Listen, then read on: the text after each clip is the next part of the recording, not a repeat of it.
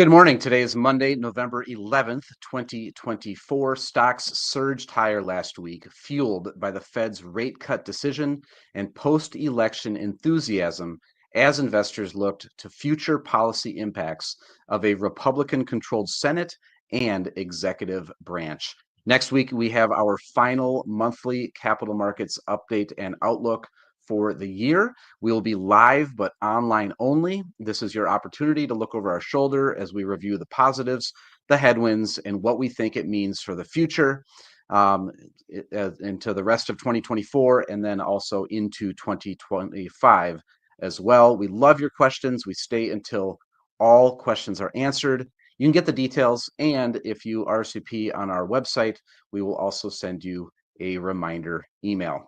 With that, I will roll the intro and we'll take a closer look at what happened in the markets last week. Life is too short to worry about what the next headline could do to your life savings. Hi, my name is Eric Hagan, and I keep my thumb on the pulse of the economy and the markets so my clients can focus on the things that are actually important to them. Thank you for joining me the next few minutes on today's weekly economic video update.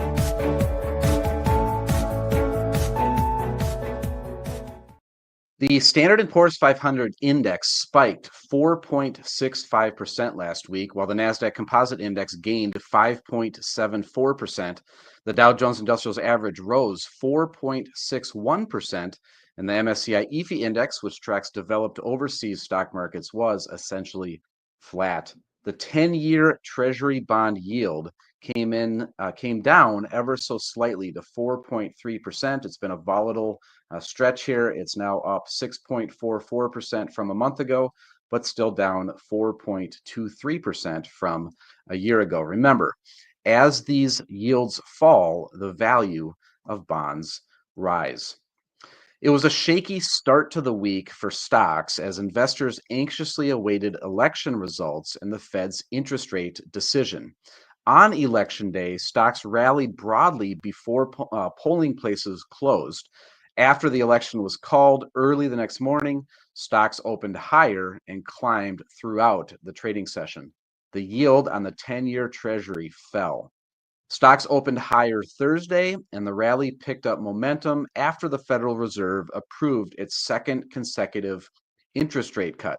Economic news that showed a 2.2% rise in third quarter productivity helped support the move. Stocks finished the week with a number of records. The S&P 500 crossed the 6,000 mark, and the Dow breached 44,000 for the first time on Friday. While the S&P and Dow closed slightly below those record levels, each had their best week in a year. As expected, the Federal Reserve cut interest rates by a quarter percentage point at its November meeting. However, Fed Chair Jerome Powell signaled some uncertainty about the pace of future rate cuts, which slightly unsettled the markets.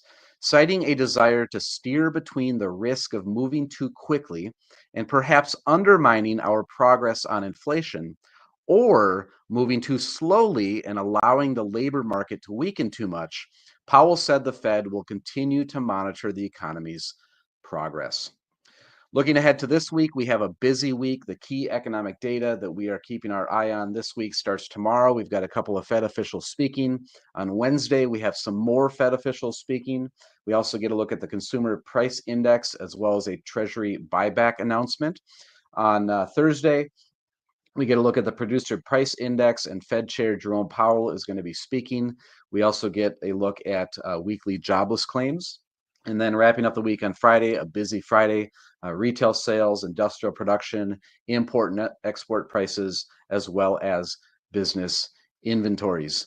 At CCG, we primarily invest in individual stocks, cutting out the many hidden costs that can be found in today's investment products. Some of those companies reporting earnings this week that we will be keeping our eye on: Home Depot, Cisco, Disney, among some others.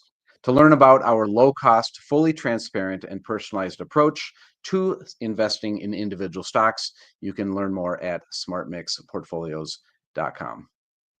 Lastly, at 2 p.m. today, I will be sending out our full update for the week. This update includes more than what I talk about here on Monday mornings, including our very popular weekly tax tip. In this week's tax tip, we look at 6 different deductions or credits that may be eligible to be carried over from one year to the next. So again, this email and everything with it goes out at 2 p.m. Central Time. So if you're not getting this email, you may subscribe at our website, www.investwithccg.com.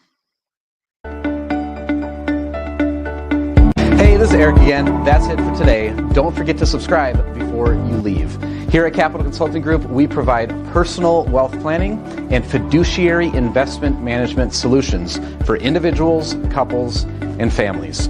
To learn how to see your entire financial situation, both today as well as every year into the future, go to clearfinancialfuture.com and watch the short 2-minute video.